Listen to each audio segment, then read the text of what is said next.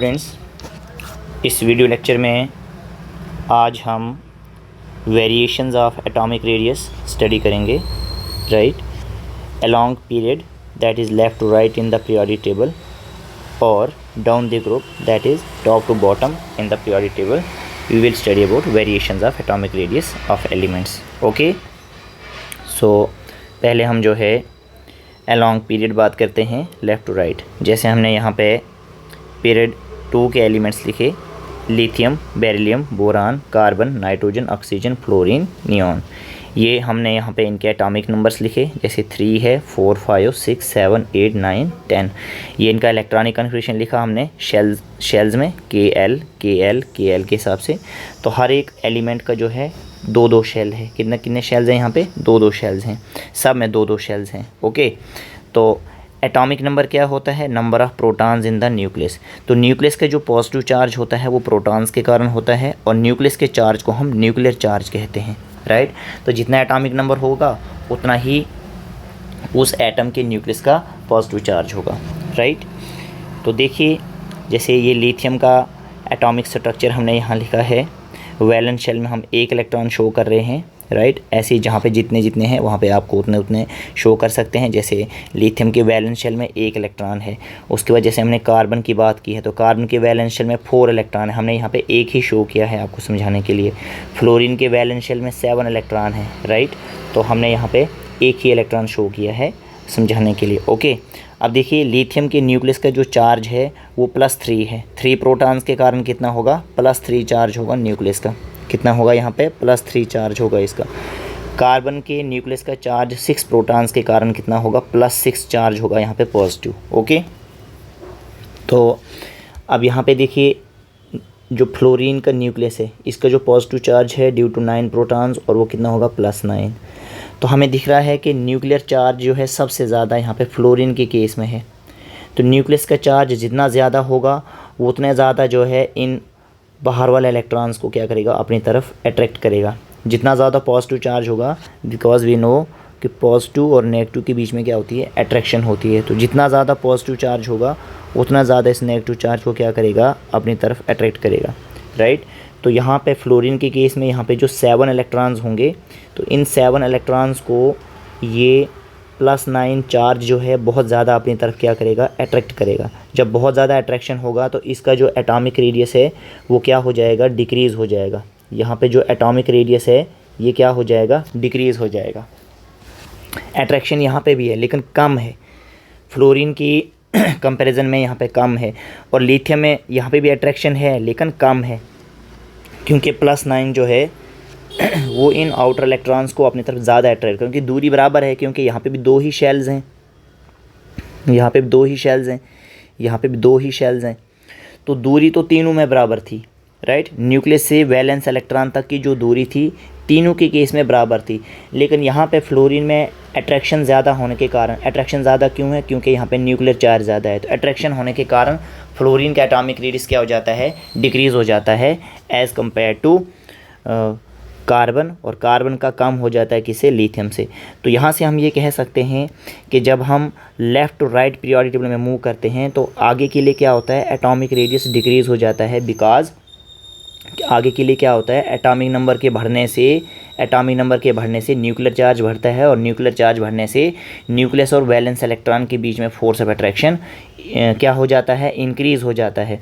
जब force of attraction जो है न्यूक्लियस और वैलेंस इलेक्ट्रॉन के बीच में इंक्रीज़ हो जाता है तो उसके कारण क्या हो जाता है? एटॉमिक रेडियस डिक्रीज़ हो जाता है। राइट, तो ये बात आप याद रखेंगे कि लेफ़्ट टू राइट जब मूव करते हैं तो न्यूक्लियर चार्ज इंक्रीज़ होता है due to increase in atomic number. तो जब न्यूक्लियर चार्ज बढ़ जाए तो न्यूक्लियस और वैलेंस इलेक्ट्रॉन के बीच में क्या हो जाता है? अट्रैक्शन बढ़ जाती है। जितनी ज़्यादा अट्रैक्शन होगी वो एक दूसरे के नज़दीक आएंगे, जिसके कारण एटॉमिक रेडियस डिक्रीज़ हो जाता है।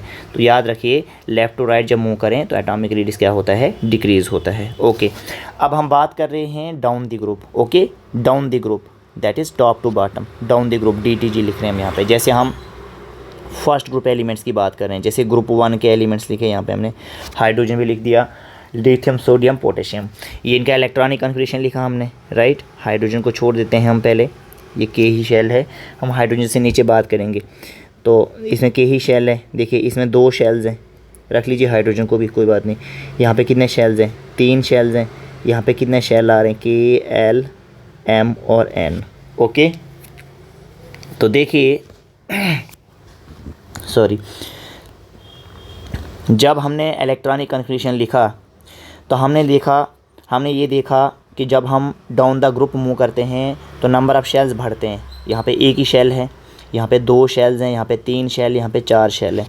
तो नंबर ऑफ़ शेल्स क्या हो रहे हैं, बढ़ रहे हैं। ठीक है, शेल्स बढ़ रहे हैं तो उसके कारण क्या होगा, न्यूक्लियस और वैलेंस इलेक्ट्रॉन जो होगा उसके बीच में दूरी हो जाएगी। देखिए ये वैलेंस इलेक्ट्रॉन यहाँ पे ये है, यहाँ पे वैलेंस इलेक्ट्रॉन ये है, यहाँ पे वैलेंस इलेक्ट्रॉन ये है। ओके, तो अब देखिए जैसे हम आपको समझाते हैं, जैसे हम ले लेते हैं लिथियम और सोडियम। तो ये रहा लिथियम का न्यूक्लियस, इसमें 2 शेल हैं, K शेल और L शेल, ध्यान से समझना। तो लिथियम का वैलेंस इलेक्ट्रॉन ये है, हमने सिर्फ वैलेंस इलेक्ट्रॉन की बात करनी है। ओके, तो ये जो डिस्टेंस है हमारे पास, ये जो डिस्टेंस है न्यूक्लियस के सेंटर से आउटर मोस्ट शेल तक जिसमें इलेक्ट्रॉन है, इसको बोलते हैं एटॉमिक रेडियस। इसी तरीके से हम यहाँ पे चलिए सोडियम की बात भी करते हैं। डाउन द ग्रुप है ये लिथियम से सोडियम की तरफ। तो ये रहा सोडियम का न्यूक्लियस। अब सबसे पहले इसमें 3 शेल्स हैं तो थोड़ा साइज़ बड़ा बनेगा पहले। ठीक है, 1 K, ये L शेल हो गया और ये क्या हो गया, M शेल हो गया। और इसका जो वैलेंस इलेक्ट्रॉन है हम यहाँ पे रख लेते हैं वैलेंस इलेक्ट्रॉन, और इसके न्यूक्लियस के सेंटर से यहाँ तक जो ये डिस्टेंस है इसको बोलेंगे हम एटॉमिक रेडियस। अब देखिए ये लिथियम का एटॉमिक स्ट्रक्चर आ गया और ये सोडियम का एटॉमिक स्ट्रक्चर आ गया। अब ध्यान से बताइए कि एटॉमिक रेडियस कहाँ पे ज़्यादा है, एटॉमिक रेडियस कहाँ पे ज़्यादा है, लिथियम के केस में ज़्यादा है या हमारे पास यहाँ पे एटॉमिक रेडियस AR लिख रहा हूँ, एटॉमिक रेडियस सोडियम के केस में ज़्यादा है। सोडियम के केस में एटॉमिक रेडियस ज़्यादा है, क्यों, क्योंकि यहाँ पे न्यूक्लियस से लेके वैलेंस इलेक्ट्रॉन के बीच में काफ़ी दूरी है, क्योंकि यहाँ पे 3 शेल्स आ रहे हैं। तो यहाँ पे ये जो वैलेंस इलेक्ट्रॉन है इसके अंदर और 2 शेल्स हैं। ठीक है, तीसरे शेल में आ रहा है, यहाँ पे ये क्या आ रहा है, दूसरे शेल में आ रहा है इलेक्ट्रॉन। ठीक है, क्योंकि शेल्स के बीच में जो ये दूरी होती है ये इक्वल होती है, शेल्स के बीच में जो ये डिस्टेंस होता है इक्वल होता है। तो देखो जब न्यूक्लियस और वैलेंस इलेक्ट्रॉन के बीच में डिस्टेंस काफ़ी होगा तो इसके कारण क्या होगा, यहाँ पे अट्रैक्शन डिक्रीज़ हो जाएगी। जब दूरी बहुत ज़्यादा होगी, प्लस और माइनस के बीच में क्या है, डिस्टेंस ज़्यादा है, जब डिस्टेंस ज़्यादा होगा तो अट्रैक्शन क्या होगी, यहाँ पे कम होगी। न्यूक्लियस और वैलेंस इलेक्ट्रॉन की अट्रैक्शन क्या होगी, लेस होगी।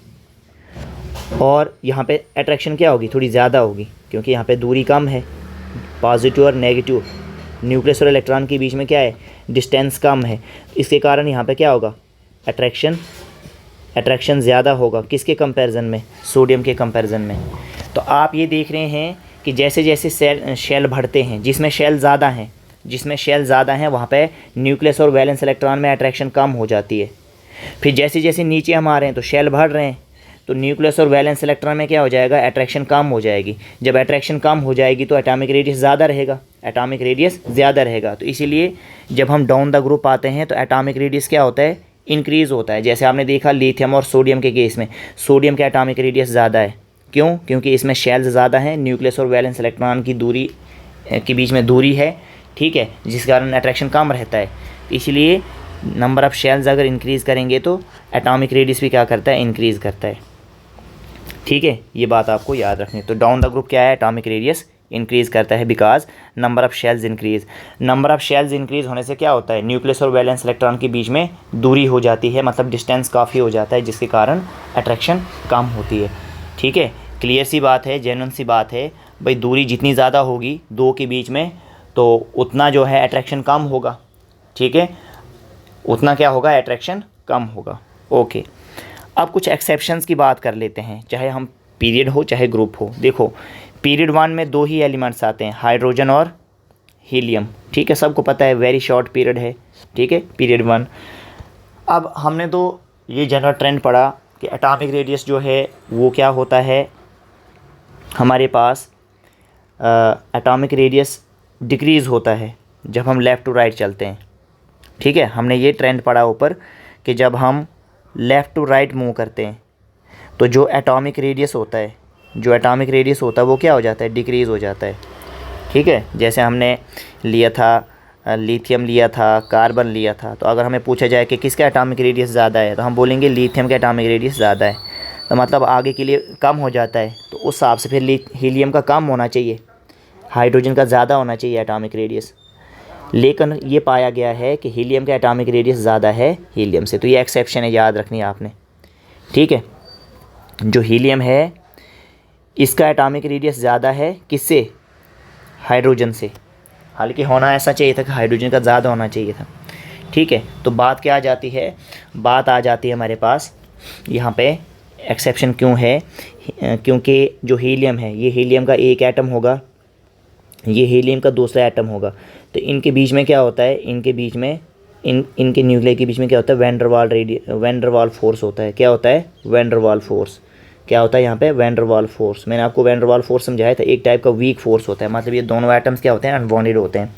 जब ये दोनों एटम्स अनबॉन्डेड होते हैं तो इनके बीच में क्या आता है, वैन डर वाल रेडियस आता है। क्या आता है इनके बीच में, वैन डर वाल्स रेडियस आता है। किसे कहते थे van der Waals, half the distance between two unbonded atoms. ठीक है, वैन डर वाल्स रेडियस। तो वैन डर वाल्स रेडियस के कारण क्या हो जाता है, यहाँ पे हीलियम का जो रेडियस है, एटॉमिक रेडियस है, वो बढ़ जाता है किसकी तुलना में, हाइड्रोजन, क्योंकि हाइड्रोजन क्या होते हैं, दोनों एटम्स क्या हैं, कोवलेंटली बॉन्डेड हैं। क्या है, कोवलेंटली बॉन्डेड। तो यहाँ पे क्या हो जाता है, डिस्टेंस कम हो जाता है, इसलिए हाइड्रोजन का एटॉमिक रेडियस क्या है, कम है, क्योंकि इंटरन्यूक्लियर डिस्टेंस इसका जब आप हाफ करेंगे that is covalent radius. Okay, covalent radius. तो हमने आपको पढ़ाया था, अगर एक जगह वैन डर वाल्स रेडियस आ रहा है और एक जगह वैन डर वाल्स रेडियस आ रहा है और एक जगह कोवलेंट रेडियस आ रहा है, तो हमने आपको ऑर्डर बताया था कि वैन डर वाल रेडियस जो है ग्रेटर होगा किससे, मेटालिक रेडियस से। किससे, मेटालिक रेडियस से। और वो ग्रेटर होगा किससे, कोवलेंट रेडियस से। ये बताया हुआ हमने आपको, ठीक है, क्लास में। ओके, तो याद रखिएगा। अब जैसे हम बात कर रहे हैं, if we talk about period second element, देखिए lithium, beryllium, boron, carbon, nitrogen, oxygen, fluorine, neon. ठीक है, अब जो हमने ट्रेंड पढ़ा एटॉमिक रेडियस का कि लेफ़्ट टू राइट जाएं तो डिक्रीज़ होना चाहिए। क्या होना चाहिए, एटॉमिक रेडियस डिक्रीज़ होना चाहिए, बट यहाँ पे भी एक्सेप्शन है। ठीक है, जो हमारे पास नियॉन है इसका एटॉमिक रेडियस क्या है, सबसे ज़्यादा है। इसका एटॉमिक रेडियस क्या है, सबसे ज़्यादा है। ठीक है, तो इसके बाद फिर lithium, beryllium, boron, carbon, nitrogen, oxygen, fluorine. तो याद रखना आपने, नियॉन का एटॉमिक रेडियस क्या है, सबसे ज़्यादा है। ठीक है, ये नहीं कि नियॉन का एटॉमिक रेडियस आप बोलेंगे सबसे कम है। नियॉन का एटॉमिक रेडियस क्या है, सबसे ज़्यादा है। फिर lithium, beryllium, boron, carbon, nitrogen, oxygen, fluorine का ट्रेंड सेम चलेगा। और आपको ये पूछा जाए कि लिथियम और फ्लोरीन के केस में एटॉमिक रेडियस किसका ज़्यादा है, तो लिथियम का ज़्यादा है, इसके लिए तो सेम ट्रेंड फॉलो होगा। लेकिन जो नियॉन यहाँ पे आना था तो वो यहाँ पे नहीं आएगा, नियॉन जो है फर्स्ट आएगा। ठीक है, ये एक्सपेरिमेंटल है, इसलिए एक्सेप्शन आपको याद रखना है। ठीक है, अब जो पीरियड 3 है इसका एटॉमिक रेडियस की हम बात कर रहे हैं। तो पीरियड 3 सबको पता है, सोडियम आता है पहले। ठीक है, सोडियम आता है, मैग्नीशियम आता है, एल्युमिनियम आता है, सिलिकॉन आता है, फास्फोरस, सल्फ़र, क्लोरीन, फिर आता है आर्गन। तो लेफ़्ट टू राइट क्या होना चाहिए, एटॉमिक रेडियस डिक्रीज़ होना चाहिए। एटॉमिक रेडियस क्या होना चाहिए, डिक्रीज़ होना चाहिए। लेकिन आर्गन का एटॉमिक रेडियस जो है वो सबसे ज़्यादा पाया गया है। फिर आगे सेम ऑर्डर रहता है, sodium, magnesium, aluminium, silicon, phosphorus, sulphur, chlorine. अब ये क्यों आ रहा है, यहाँ पे भी नियॉन जो है फर्स्ट नंबर पे आ रहा है, मतलब इसका एटॉमिक रेडियस ज़्यादा है सबसे अपने पीरियड में। आर्गन का एटॉमिक रेडियस जो है सबसे ज़्यादा है अपने रिस्पेक्टिव पीरियड में, हालांकि सबसे कम होना चाहिए था। तो इनके लिए रीज़न आता है क्योंकि जो ये नोबल गैसेज़ हैं, इन नोबल गैसेज़ में क्या होता है, वैन डर वाल रेडियस होता है। क्या होता है बच्चे, वैन डर वाल्स रेडियस, जो हमने आपको वैन डर वाल रेडियस समझाया है। तो ये रीज़न है इनके लिए, ये नोबल गैसेज़ है तो इनमें वैन डर वाल रेडियस होता है, उसके कारण इनका एटॉमिक रेडियस जो है बढ़ जाता है अपने रिस्पेक्टिव ग्रुप में। तो ये रीज़न है इन दोनों के लिए। ओके, ये एक्सेप्शंस याद रखने हैं, ये सीधे सीधे एग्जाम में पूछे जाते हैं। ठीक है, तो वहाँ मिस्टेक नहीं करना है। पूछा जाएगा सोडियम और आर्गन में किसका एटॉमिक रेडियस ज़्यादा है, तो वहाँ पे हम ज़्यादा माइंड लगाएंगे। ठीक है, तो ज़्यादा माइंड लगाना नहीं है वहाँ पे, ये चीज़ें याद रखनी है। ठीक है, हमें तो लगता है कि आर्गन का जो है सबसे कम होगा, लेकिन आर्गन जो है ये सोडियम से भी पहले आ जाता है। Reason van der Waals radius है इनमें। ठीक है, इन दूसरों में क्या होगा, जैसे सोडियम है इसमें मेटालिक रेडियस होगा। ओके, अब हम डी ब्लॉक एलिमेंट की बात करते हैं, ठीक है। डी ब्लॉक एलिमेंट की बात करते हैं। तो डी ब्लॉक में, डी ब्लॉक देखिए कहाँ से स्टार्ट होता है, 4th पीरियड से स्टार्ट होता है, ओके। तो जो ये सीरीज़ है स्कैंडियम से लेके जिंक तक, इसको हम 3D सीरीज़ भी कहते हैं, क्योंकि इलेक्ट्रॉन जो है 3D ऑर्बिटल में आता है, तो इसलिए इसको हम 3D सीरीज़ कहते हैं। इनके एटॉमिक नंबर्स यहाँ पे लिखे हुए हैं जो हमको याद होने चाहिए, ओके। तो देखिए हमने पढ़ा कि जब हम लेफ़्ट टू राइट जो है मूव करते हैं पीरियोडिक टेबल में, लेफ़्ट टू राइट हम जब मूव करें तो क्या होता है, न्यूक्लियर चार्ज इंक्रीज़ होता है। क्या होता है बच्चे, न्यूक्लियर चार्ज इंक्रीज़ होता है, क्योंकि एटॉमिक नंबर बढ़ने के साथ जैसे जैसे एटॉमिक नंबर बढ़ेगा तो प्रोटॉन्स बढ़ेंगे, न्यूक्लियर चार्ज बढ़ेगा। तो वैसे क्या होना चाहिए, एटॉमिक रेडियस डिक्रीज़ होना चाहिए, ठीक है। तो हमारा ऑर्डर तो हमें एक्सपेक्टेड तो ये है कि स्कैंडियम का सबसे ज़्यादा होना चाहिए एटॉमिक रेडियस और जिंक का सबसे कम होना चाहिए, ठीक है। लेकिन यहाँ पे भी एक्सेप्शन है जो हमको याद रखना है, क्योंकि एक्सपेरिमेंटल है। स्कैंडियम से वैनेडियम तक आओगे तो एटॉमिक रेडियस डिक्रीज़ होता है, यहाँ तक तो आप याद रखेंगे। लेकिन क्रोमियम, मैंगनीज़ और आयरन, इन तीनों का एटॉमिक रेडियस जो है नियरली इक्वल है। इनका एटॉमिक रेडियस क्या है, इक्वल है, कांस्टेंट है। फिर जैसे आप कोबाल्ट से जिंक की तरफ मूव करेंगे तो यहाँ पे क्या होता है, एटॉमिक रेडियस जो है इंक्रीज़ होने लगता है, डिक्रीज़ नहीं होने लगता है, इंक्रीज़ होने लगता है। तो देखिए याद रखिए, स्कैंडियम से लेकर जिंक तक 3 तरह के आपके यहाँ पे बिहेवियर पाए जा रहे हैं। स्टार्टिंग में पहले एटॉमिक रेडियस डिक्रीज़ हो रहा है, उसके बाद कांस्टेंट रह रहा है, उसके बाद क्या हो रहा है, इंक्रीज़ हो रहा है। क्या हो रहा है, इंक्रीज़ हो रहा है, ठीक है। तो इसका क्या रीज़न है, देखिए अगर हम बात करें जैसे स्कैंडियम का इलेक्ट्रॉनिक कन्फिग्रेशन लिखा हुआ है, सबको पता है ये इलेक्ट्रॉनिक कन्फिग्रेशन 4s2 3d1। देखो तो स्कैंडियम में 3d1 आ रहा है इलेक्ट्रॉन, ठीक है, लास्ट इलेक्ट्रॉन, क्योंकि 4s2 तक तो 4s2 तो सबका फील्ड आएगा, ठीक है। तो 3d1, ठीक है, एक्सेप्शंस के को भी ध्यान में रखेंगे हम यहाँ पे। तो देखो 3d1 इसमें क्या रहेगा, 3d2 इसमें रहेगा 3d3, फिर क्रोमियम का एक्सेप्शन है तो 3d5 रहेगा, मैंगनीज़ में भी 3d5, आयरन में 3d6, फिर 3d7, 3d8, ये एक्सेप्शन था तो इसलिए 3d10 और जिंक 3d10। अब देखिए इनके डी में कम इलेक्ट्रॉन्स हैं, ठीक है, डी में क्या है, कम इलेक्ट्रॉन्स, मतलब हाफ फील्ड भी नहीं है, फुली फील्ड भी नहीं है, तो इलेक्ट्रॉन्स आर लेस। तो अगर इलेक्ट्रॉन्स लेस हैं तो इलेक्ट्रॉन का रिपल्शन क्या होगा, कम होगा, ठीक है। इलेक्ट्रॉन का रिपल्शन क्या होगा, कम होगा। आल्दो यहाँ से लेके यहाँ तक न्यूक्लियर चार्ज तो बढ़ रहा है, अगर क्योंकि ये 21 है, ये 22 है, ये 23 है, न्यूक्लियर चार्ज बढ़ रहा है। तो न्यूक्लियर चार्ज बढ़ने से, जिसका न्यूक्लियर चार्ज ज़्यादा होता है तो उसके बीच में क्या, उसका क्या हो जाता है, एटॉमिक रेडियस कम हो जाता है, ठीक है। तो न्यूक्लियर चार्ज बढ़ने के कारण क्या हो जाता है, एटॉमिक रेडियस जो है यहाँ तक डिक्रीज़ हो जाता है, यहाँ तक, ठीक है। और इनके डी में कम इलेक्ट्रॉन्स हैं तो क्या हो जाता है, न्यूक्लियर चार्ज जिसका ज़्यादा होगा तो वो ज़्यादा इलेक्ट्रॉन्स को अट्रैक्ट करेगा, तो उसका जो रेडियस होगा वो कम हो जाएगा। तो यहाँ तक फॉलो कर रहा है ऑर्डर। फिर देखो यहाँ पे क्या हो जाता है कि जैसे ये भी हाफ फील्ड है, ये भी हाफ फील्ड है, ये भी हाफ फील्ड है, न्यूक्लियर चार्ज तो बढ़ रहा है, ये 24 है, ये 25 और 26 है। देखिए न्यूक्लियर चार्ज तो बढ़ रहा है, लेकिन यहाँ पे 2 फैक्टर्स जो हैं इक्वली डोमिनेट कर रहे हैं, न्यूक्लियर चार्ज भी बढ़ रहा है और इलेक्ट्रॉन का रिपल्शन भी हो रहा है, ठीक है, क्योंकि डी में 5 इलेक्ट्रॉन हैं, 5 इलेक्ट्रॉन हैं, 5 इलेक्ट्रॉन हैं, ठीक है। न्यूक्लियर चार्ज भी बढ़ रहा है और इलेक्ट्रॉन्स के बीच में रिपल्शन भी हो रहा है, ठीक है। जो डी में 5 इलेक्ट्रॉन्स हैं, ठीक है, हर एक ऑर्बिटल में क्या है, इलेक्ट्रॉन है, 1 2 3 4 5, ठीक है। जैसे आयरन के केस में क्या हो जाएगा, यहाँ पे 1 इलेक्ट्रॉन आ जाएगा, यहाँ पे 6 हो जाएगा।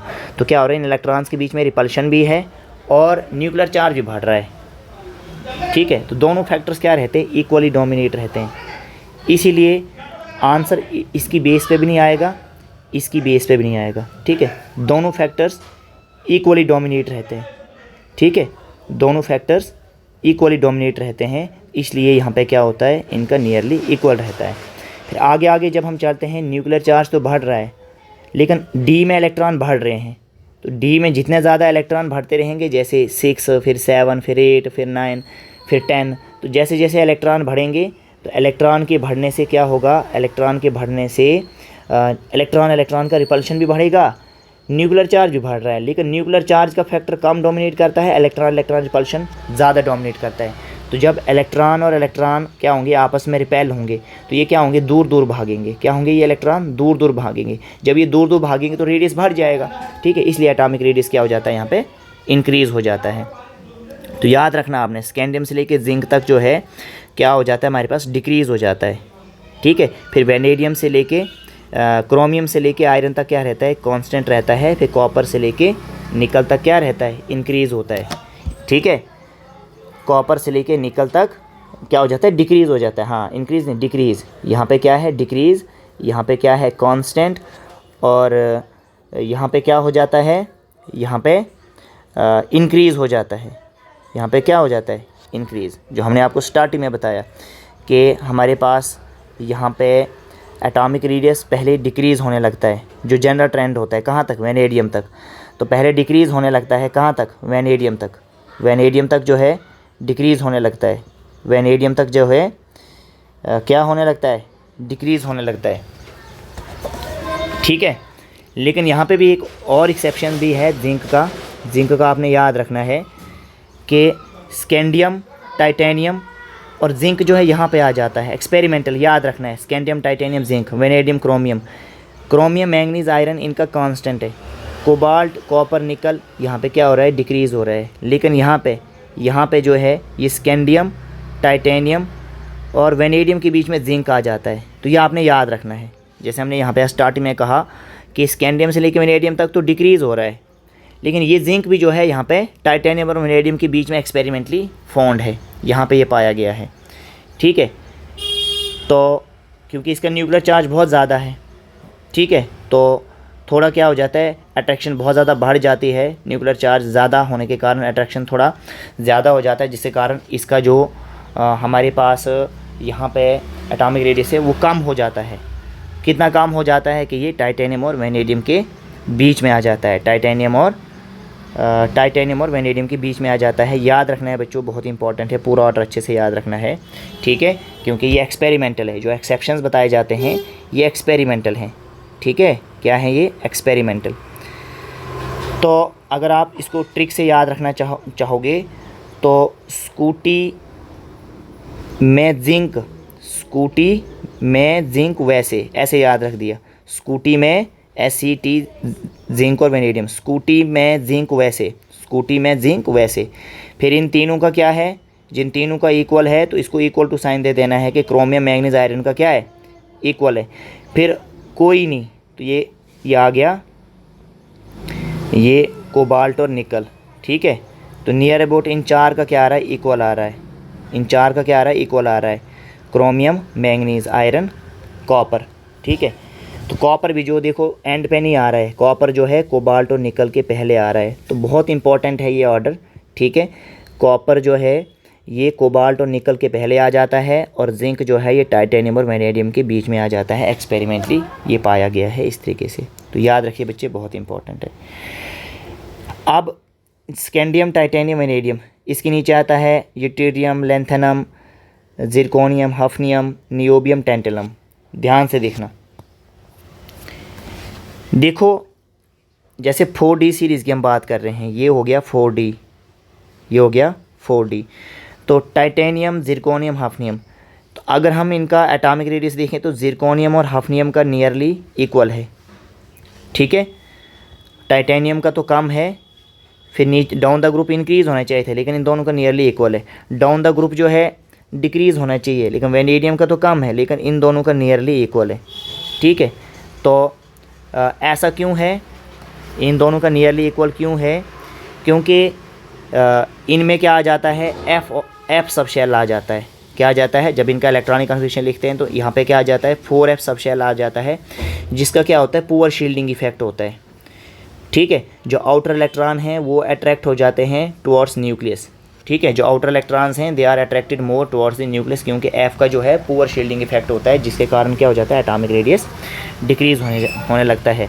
और दूसरा रीज़न जो यहाँ पे आ जाता है, लेंथेनाइड कंट्रैक्शन। क्या आ जाता है, लेंथेनाइड कंट्रैक्शन। और लेंथेनाइड कंट्रैक्शन क्यों होती है, इसी पुअर शील्डिंग इफेक्ट के कारण होती है, ठीक है। तो शील्डिंग इफेक्ट हम कहाँ पे पढ़ते होते हैं, जहाँ पे मल्टीपल इलेक्ट्रॉन सिस्टम होता है, मतलब जहाँ पे मल्टीपल इलेक्ट्रॉन जो होते हैं इनर शेल्स में। ठीक है।